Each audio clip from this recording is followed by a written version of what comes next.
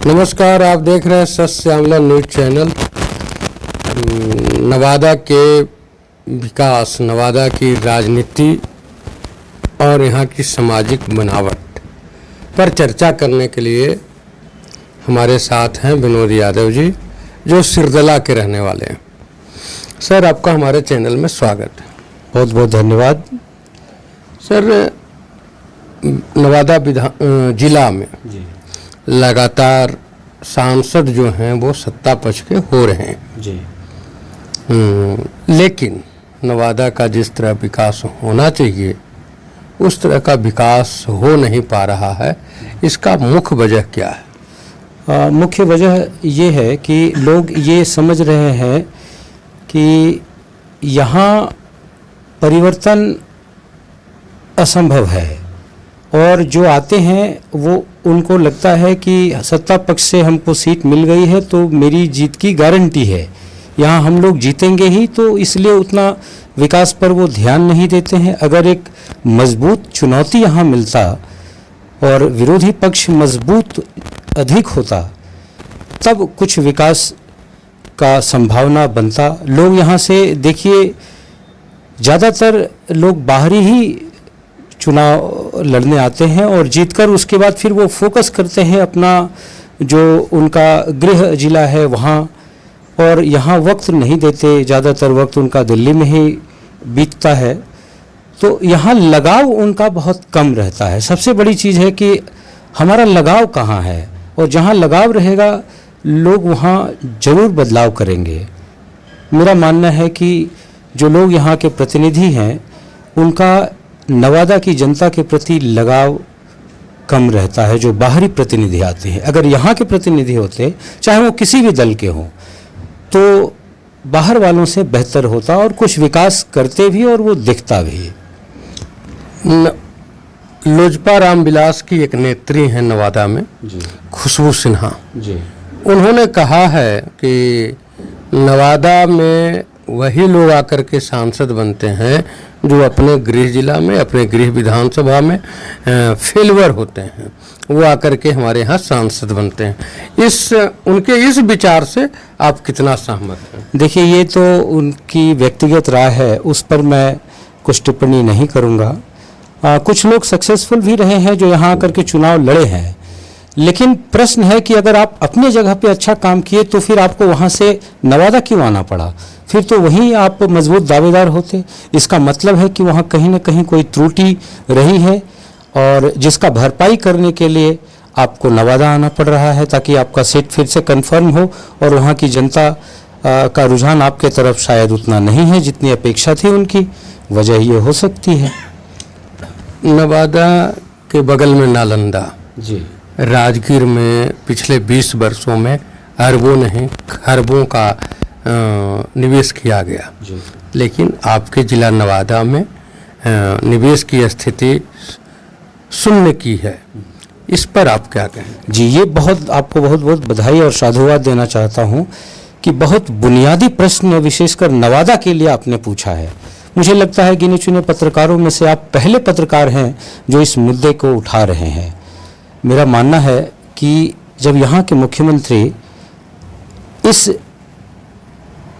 सोच से ऊपर नहीं उठ पा रहे हैं, नवादा और नालंदा पड़ोसी जिला है और वो अभी भी इसमें वो एक फर्क पाते हैं अपने अंदर, और इसलिए ज़्यादातर विकास का काम या परियोजना जो कुछ भी है वो नालंदा में ही वो देते हैं, और नवादा को कुछ थोड़ा बहुत, जैसे बच्चों को टॉफ़ी बांट करके खुश कर देते हैं, वही वाली बात है। उनको लगता है कि हमारा मजबूत पकड़ जो है हमारा नालंदा में होना चाहिए, नवादा को तो हम कुछ भी दे देंगे उसी से संतुष्ट हो जाएगा। और इसमें हम नवादा की आम जनता भी जिम्मेवार हैं। हम लोग मजबूती से इसका विरोध भी नहीं करते, चाहे हम सत्ता पक्ष के हों या विपक्ष के हों। हमें अपना हक मांगने में कोई झिझक नहीं होनी चाहिए। कहा जाता है अगर हम अपना पक्ष न रखें तो हमारा हक भी हमको नहीं मिलता। नवादा उसी का शिकार हुआ है। नवादा जिला में कई ऐसे स्थल हैं जी, जो प्राकृतिक रूप से बने हुए हैं। वो अगर विकसित हो जाता तो बहुतायत तो नहीं कर सकते, लेकिन हजारों की संख्या में युवाओं को रोजगार मिल सकता था, जो बाहर जाकर विज्जित होते हैं, अपमानित होते हैं, उनको अपमानित नहीं होना पड़ता। जैसे में ककोलत का जलप्रपात, अफसर में एक स्थल है जहाँ अगर खुदाई कराई जाए तो वहाँ भी जो अफसर का गढ़ है। उसके बाद पर्वतीय पहाड़ जो है वहाँ लोग कहते हैं कि बुद्ध भगवान आकर के रुकते थे। उसके बाद आपको ये हिसुआ में बौद्धों का मंदिर है, जैनियों का मंदिर है नवादा में। कई ऐसे स्थल हैं जो कि अगर विकसित किया जाए तो हो। फिर भी इस पर सरकार की या नवादा के जो जनप्रतिनिधि हैं, 3 MLC, MP, 5 विधायक, फिर भी इन क्षेत्रों में विकास में कोई रुचि नहीं है। इसका क्या वजह है? देखिए, इसका एक सबसे बड़ा वजह है कि इन स्थलों को कैसे पर्यटक स्थल के रूप में विकसित किया जाए, और सिर्फ कागजों में नहीं, खाना पूर्ति नहीं, बेसिक जो ज़रूरत की चीज़ें हैं वहाँ उसका सेटअप करना, लोगों को उससे रोजगार मिल सके, वास्तविक में एक पर्यटन स्थल के रूप में वो विकसित हो सके। जैसे आपने कुछ जगहों का नाम बताया, मैं बिल्कुल सहमत हूँ। साथ में एक मेस्कौर प्रखंड में एक सीतामढ़ी है, वो एक जगह है जी। तो इन सब जगहों को अगर सरकार विकसित करती, और जो हमारे यहाँ के प्रतिनिधि हैं उनकी अधिक जिम्मेवारी है इस बात को सरकार तक मजबूती से अपना पक्ष रखकर पहुँचाना, विधानसभा में इसकी आवाज़ उठाना। यहाँ तक कि जो लोकसभा के प्रतिनिधि हैं इस बात को वो वहाँ पे भी उठा सकते हैं, ताकि केंद्र की भी समर्थन मिले और कुछ बड़े पैमाने पे यहाँ हो। अगर होता तो निश्चित रूप से मैं आपसे इस बात पे सहमत हूँ, यहाँ बहुत लोगों को रोजगार मिलता और उनको बाहर जाकर के धक्के नहीं खाना पड़ता, वापस लौटकर जिल्लत होकर के वापस अपने गांव को लौटना नहीं पड़ता। नवादा का जो जंगली क्षेत्र है, जैसे सिरदला, कौआ कोल, ये रजौली, इन सभी इलाकों में सावे घास और बांस की प्रचुरता है। ये आप स्थानीय है तो आपको हमसे बेहतर पता होगा। उस सावे घास और बांस से कागज तैयार किया जाता है। अगर सरकार उदासीन नहीं होती नवादा के प्रति तो यहाँ कागज की फैक्ट्री लगाई जा सकती थी, लेकिन उस पर भी काम नहीं हो रहे हैं। आप क्या कहेंगे इस पर? बिल्कुल, बहुत सही मुद्दा आपने उठाया है। ये जितना हमारा जंगल का जो एरिया है, इसकी जंगल का जो हमारा रिसोर्स है, प्राकृतिक संपदा है, कुछ खनिज पदार्थ भी है, तो विशेषकर ये पेड़ पौधे और बांस, कागज जिससे बनता है, यहाँ एक अच्छा विकसित उद्योग हो सकता था। और बहुत बड़ा विकसित ना हो तो कम से कम छोटे पैमाने पे स्मॉल स्केल इंडस्ट्री के रूप में, कुटीर उद्योग के रूप में हजारों की संख्या में लोगों को उससे रोजगार मिलता। और बहुत सारे व्यवसायी जो इससे, चाहे वो होलसेल ट्रेडर हों, रिटेल ट्रेडर हों, सब लाभान्वित होते, चाहे वो प्रत्यक्ष रूप से हो या अप्रत्यक्ष रूप से, और बहुतों का घर चलता, जिंदगी बसती, लोगों को एक स्थायी रूप से आमदनी होती। लेकिन अफसोस है कि ना तो प्रतिनिधि और सरकार की उदासीनता, सरकार इसलिए उदासीन है कि प्रतिनिधि उस तरीके से जागरूक नहीं है। प्रतिनिधि को लगता है कि हम काम कुछ वैसा करें ना करें, थोड़ा कुछ चुनिंदा लोगों को ठेका दे दिया, इलेक्शन आएंगे, कुछ लोक लुभावन कुछ चीज़ बांट देंगे और वोट तो हमको मिल जाएगा। कुछ को लगता है लोग तो पार्टी के नाम पर, जात के नाम पे हमको वोट दे देंगे, तो हमको तो जीत कराना है, हमारी बहुलता है। ये सब इसका मिला जुला कारण है। अगर लोग इन सब से ऊपर उठ करके और वास्तविक रूप में एक परियोजना बना करके और इसको अपना पक्ष रखे विधानसभा में, तो विकास निश्चित है। जब आज़ादी के बाद से जब पहली बार विधानसभा का चुनाव हुआ, उस समय से लेकर के आज तक 25 तक हमारे विधायक जो हैं उसमें लगभग 10 ऐसे लोग हुए जो मंत्री भी बने सरकार में। अलग अलग सरकार में अलग अलग लोग मंत्री रहे, जैसे में जुगल यादव, फिर एक और थे केवी यादव, उसके बाद गायत्री देवी, फिर कई लोग ऐसे हुए जो विधायक मंत्री भी रहे, राजवल्लभ यादव भी मंत्री रहे, आदित्य सिंह मंत्री रहे, उसके बावजूद दसों लोग मंत्री हुए सर नवादा जिला भर में, लेकिन आज तक नवादा 38 जिला में सबसे पिछड़ा जिला है। इस पर आप क्या राय रखते हैं? ये तो मतलब नवादा का दुर्भाग्य है और यहाँ की भोली भाली जनता की ये बदकिस्मती है कि आज़ादी के 75 साल बाद भी हमारा ज़िला आज भी पिछड़ा हुआ है। ये न कभी आगे हुआ और आज तक भी आगे नहीं हो पाया। इसका कारण है कि जनप्रतिनिधि का जनता के प्रति उदासीनता और अपना जो उनका उत्तरदायित्व है वो नहीं है। अगर कोई अकाउंटेबल नहीं होगा कि हम ये काम नहीं करेंगे तो अगली बार हमारा निश्चित नहीं है जीत कर आना। अगर ये बात रहे, जनता इस बात को ठान ले कि जो काम करेगा हम उसको वोट देंगे। जात और पार्टी अलग है, लेकिन हम थोड़ा व्यक्ति को भी देखेंगे कि व्यक्ति विकास की सोच का है कि नहीं, क्षेत्र के बारे में कुछ सोच रहे हैं कि नहीं, हमारी जो दैनंदिन समस्या है, दिन प्रतिदिन की जो समस्या है और हमारे क्षेत्र की जो समस्या है, इसको लेकर के क्या वो वास्तविक में गंभीर है या नहीं। इस चीज़ को अगर जनता समझ करके और मजबूती से अपना पक्ष रखे तो जनप्रतिनिधि को मजबूर होना पड़ेगा विकास करने के लिए, क्योंकि उनको जब लगेगा हम विकास का काम नहीं करेंगे तो हमारी कुर्सी हमेशा के लिए यहाँ नहीं रहने वाली है। तब उनके अंदर एक डर होगा और उसके बाद वो विकास का काम करेंगे। लेकिन ये डर उनके मन से खत्म हो गया। उनको लगता है कि जनता हमारी जागीर है, हमको वोट देगी ही देगी। सर, आपने जनप्रतिनिधियों पर ठिकरा फोड़ रहे हैं जी कि जनप्रतिनिधि उदासीन हैं, वो कर्तव्यनिष्ठ नहीं हैं, लेकिन कहीं ना कहीं एक सिक्के के दूसरे पहलू भी हैं। हम आपको यह नहीं लगता कि हमारी जो जनता है, मतदाता जो हैं, वह मतदाता भी वैसे ही लोगों को ढूंढते हैं जो धन बल बहुबल आदि से परिपूर्ण हो, विकास हो न हो, तत्काल हमें कुछ मिल जाए, बाकी बल्ले बल्ले। जी बिल्कुल, मैं आपकी इस बात से पूरी तरीके से सहमत हूँ। मैंने दोनों पक्ष कहा, इसमें आम जनता भी उतनी ही जिम्मेवार है। कुछ लोग जो हैं, जो थोड़ा नेता टाइप के लोग हैं, जो लोकल स्तर पर राजनीति करते हैं और जिनके कहने पे बहुत सारे लोग इधर से उधर होते हैं, वो देखते हैं कि हमारा तो काम चल रहा है और जब इलेक्शन आएगा तो नेताजी हमको तो कुछ अच्छा खासा हमारे लिए सोच के रखे हैं, हमारा तो लाभ मिल जाएगा। और वैसे लोग ही जो है वो साधारण लोगों की बात को और उनके आक्रोश को जनप्रतिनिधि तक पहुंचने नहीं देते, वो एक बाधक का रूप ही बन जाते हैं। आप आम आदमी पार्टी से जुड़े हुए हैं जी। आम आदमी पार्टी दिल्ली में सरकार में भी रही, बिहार में आप आम आदमी पार्टी के लिए काम कर रहे हैं। आम आदमी पार्टी बिहार के लिए क्या सोचती है? देखिए, आम आदमी पार्टी हमारा एक मॉडल है, जो मॉडल दिल्ली में, पंजाब में हम लोगों ने करके दिखाया है।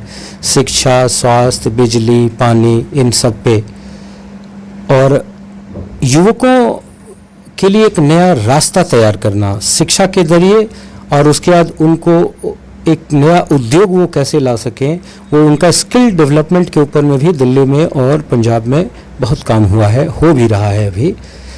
हम लोगों का बुनियादी जो ये है कि अगर आम आदमी पार्टी यहाँ मजबूती से अपना पक्ष रखती है, लड़ती है, अभी संगठन उतना मजबूत नहीं है, ये कहने में हमको कोई हिचक नहीं है, और हम लोग राजनीति करने वाले लोग हैं भी नहीं, हम लोग बिल्कुल आम लोग हैं, हम लोगों को राजनीति आता भी नहीं उतना।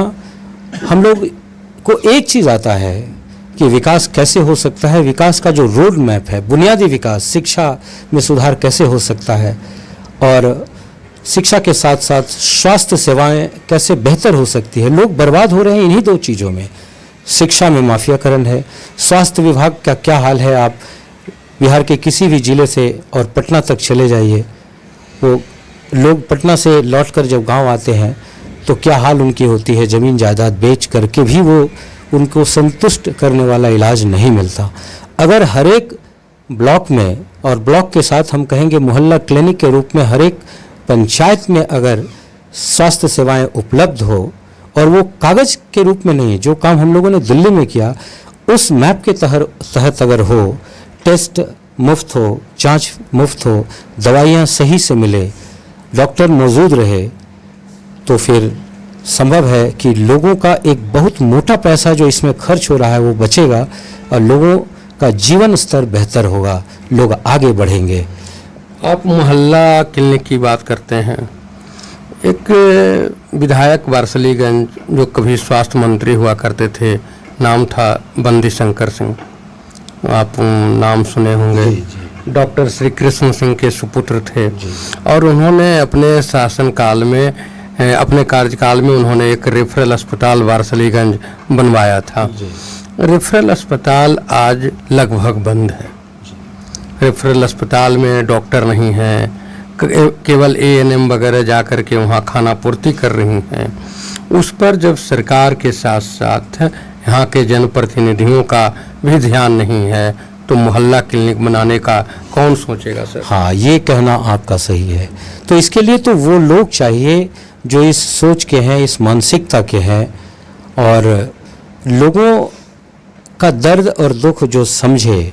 इसलिए मैं ये कह रहा हूँ कि हमारे पास दिल्ली का एक मॉडल है, हमारे पास पंजाब को भी हम लोग दिल्ली के रूप में डेवलप कर रहे हैं। विदेश से जब मिलेनिया ट्रम्प आई देखने के लिए तो वो और कुछ, वो ताजमहल देखने का इच्छा नहीं जताई, वो बोली कि हमको केजरीवाल का स्कूल देखना है दिल्ली में, और वो जा कर के देखी और वो देखी, बच्चों से मिली, इंटरेक्ट जब की तो उनको लगा कि India it's a better India. तो ये एक चीज़ है, शिक्षा बुनियादी चीज़ है, स्वास्थ्य बुनियादी चीज़ है और इसमें समझौता नहीं होना चाहिए और इसमें राजनीति भी नहीं होनी चाहिए। आपका जो जिला है नवादा जी, 14 ब्लॉक है जी, 4 या 5 नगर भी है, नगर पंचायत, नगर परिषद। आज इसमें शिक्षा की स्थिति और स्वास्थ्य की स्थिति पूरे बिहार में कैसा है? देखिए, स्वास्थ्य की स्थिति तो किन्हीं से छुपा नहीं है, वो सारे आम है, कागजों पे चल रहा है। नवादा में पूरे बिहार की ही हालत वही है, नवादा उससे अछूता नहीं है। यहाँ जाइए तो एम्बुलेंस नहीं है, बेड नहीं है, खून चाहिए तो फिर वो खून नहीं मिलेगा, तो कोई सुविधा मिलेगी नहीं। थोड़ा सा अगर बीमारी मरीज गंभीर हो तो तुरंत वो रेफर करते हैं पटना जाइए।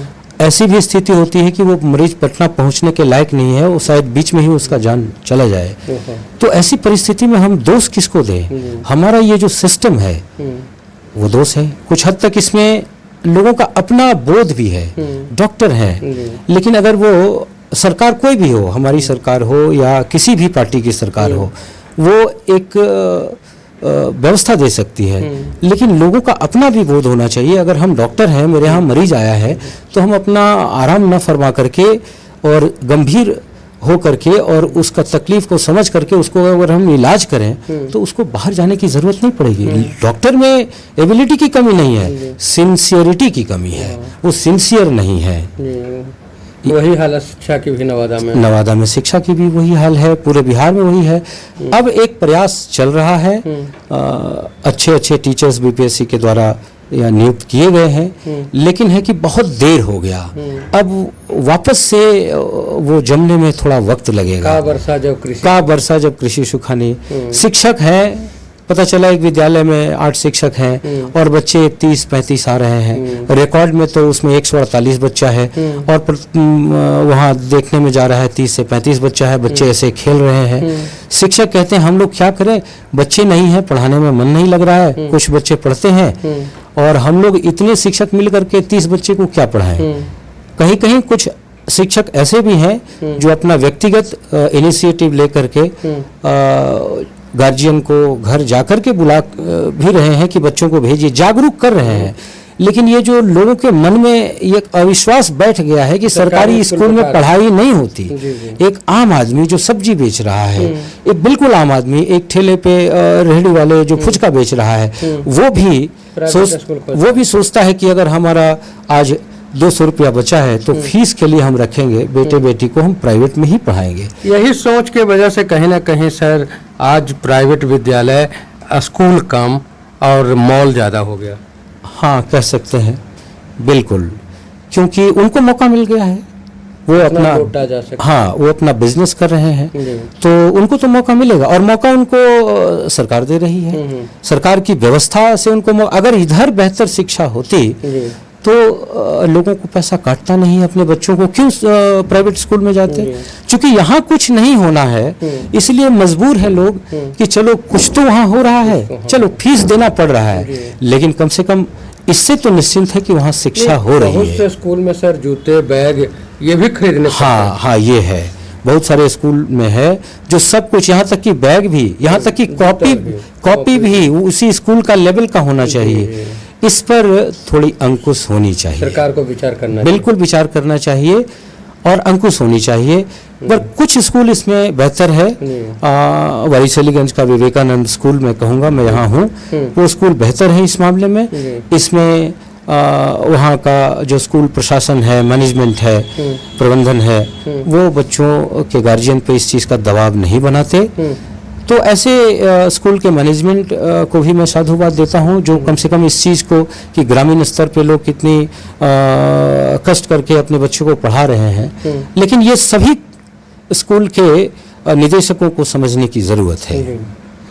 बहुत निकट समय में चुनाव है विधानसभा का, आप अपने जिला के आम जनता को विधानसभा चुनाव के लिए क्या संदेश देना चाहेंगे? मैं तो एक सबसे पहली बात कहना चाहता हूँ कि पुरानी जो घिसी पिटी सड़क है उस पे आप ना चलें, एक नया रास्ता आप सोचें और सोचें कि आपकी बेहतरी किस में है, उस हिसाब से आप निर्णय लें। और मैं किसी पार्टी के तरफ इंगित नहीं करना चाहता, लोग शिक्षित हैं, जागरूक हैं, बहकावे में ना आए, विकास कहाँ हो सकता है, उसकी संभावना कहाँ है, उधर ही अपना वो ध्यान लगाए और अपना मत विकास की तरफ दें, जो कुछ नया कुछ कर सकता है। देखिए, बदलाव, परिवर्तन संसार का नियम है। अगर एक जगह एक ही चीज़ रह जाए तो उसमें खामियां और जड़मत हो जाता है। परिवर्तन होगा तब एक नयापन होगा। परिवर्तन होना चाहिए, चाहे वो परिवर्तन सत्ता का हो, परिवर्तन मिजाज का हो या किसी भी चीज़ का हो। बिना परिवर्तन के विकास कहीं दिखता नहीं है। बिहार, परिवर्तन की ज़रूरत है बिहार को, ये परिवर्तन होना चाहिए, तभी विकास संभव है। अभी आप विनोद यादव जी को सुन रहे थे। विनोद यादव जी का कहना है कि यहाँ के जनप्रतिनिधियों के लिए वही कहावत चरितार्थ है कि कापर करूँ सिंगार पिया मोरे आंधर। और यहाँ के लोगों में भी बदलाव की ज़रूरत है, वो अपने मनोभाव को बदलें और बिना लोभ लालच के अपने विकास, अपने आने वाले पीढ़ियों के विकास के लिए मतदान करें। सर, आपने जो समय दिया उसके लिए धन्यवाद। बहुत बहुत धन्यवाद सर, बहुत अच्छा लगा आपसे बात करके। आपके माध्यम से आपके चैनल को मैं धन्यवाद देता हूं, आपके शुभचिंतकों को भी मैं बहुत बहुत साधुवाद देता हूं। बहुत बहुत बधाई। जुड़े रहें और हर एक मुद्दे पर जो आम लोगों के लिए आवश्यक है वो आम लोगों तक पहुंचाने का काम करते रहेंगे। धन्यवाद।